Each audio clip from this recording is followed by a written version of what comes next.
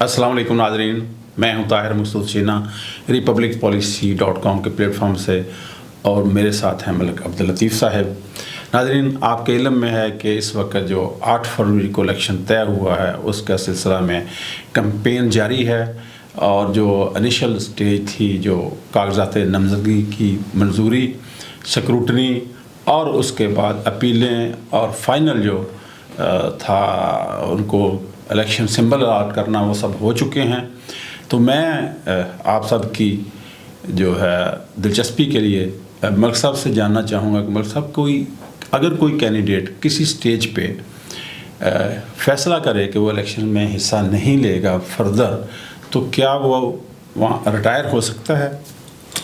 जी शुक्रिया चौधरी साहब। बिस्मिल्लाहिर्रहमानिर्रहीम, अल्लाहुम्मा सल्ली अला मुहम्मद व आले मोहम्मद।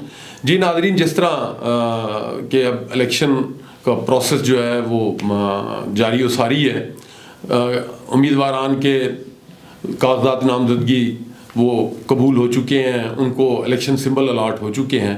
तो इलेक्शन एक्ट 2017 के सेक्शन 72 के तहत अगर कोई उम्मीदवार जो कि इलेक्शन कंटेस्ट कर रहा हो वो इलेक्शन से रिटायर होना चाहे, तो वो इलेक्शन डे से कम 4 दिन पहले वो तहरीरी तौर पर रिटर्निंग ऑफिसर को एप्लीकेशन देगा, खुद या अपने किसी एथोराइज्ड नुमाइंदे के थ्रू, कि जी मैं इलेक्शन से रिटायर हो रहा हूँ या इलेक्शन से दस्तबरदार हो रहा हूँ। जब वो खुद देगा एप्लीकेशन तो वेल एंड गुड, अगर उसका कोई एथोराइज्ड नुमाइंदा तो फिर वो नोटरी रिपब्लिक से तस्दीक शुदा उसकी रिक्वेस्ट होनी चाहिए।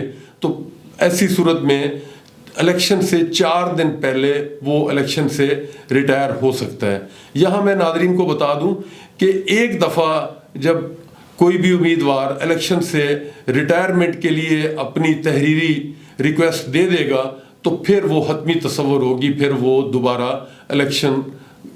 उस इलेक्शन में वो शामिल नहीं हो सकता, कंटेस्ट नहीं कर सकता। मतलब एक और बताइएगा कि अगर खुदा न खास्ता कोई कैंडिडेट इस इलेक्शन कैंपेन के दौरान फौत हो जाता है, तो इस सूरत में क्या वो इलेक्शन का प्रोसेस कंप्लीट होगा या रुक जाएगा? जी जो सब इसमें है कि जी सेक्शन 73 है इलेक्शन एक्ट 2017 का, तो उसमें है कि कैंपेन के दौरान और इवन पोलिंग डे पे रिजल्ट कंपाइल होने से पहले अगर कोई कैंडिडेट वो फौत हो जाए तो उस सूरत में रिटर्निंग अफसर जो है उस कॉन्स्टिट्यूंसी की हद तक जो इलेक्शन की प्रोसीडिंग है उसको टर्मिनेट कर देगा, और फिर दोबारा नए सिरे से तारीख फिक्स होगी। तो उसमें जो तो फौत हो जाएगा उसकी जगह पे तो कोई नया जो भी उम्मीदवार है वो अपने कागजात नामजदगी दाखिल कराएगा, जबकि जो उसके कंटेस्ट करने वाले उम्मीदवार आने वो अगर अपने पहले कागजात पे इक्तफा करना चाहें तो वो कर सकते हैं। मलिक साहब ये बताइएगा, ये पोलिंग एजेंट क्या है? जी जो सब इसमें है कि जी इलेक्शन के लिए कैंडिडेट इसमें 2 है, पोलिंग एजेंट है और इलेक्शन एजेंट है। तो सबसे पहले मैं आता हूँ इलेक्शन एजेंट पे।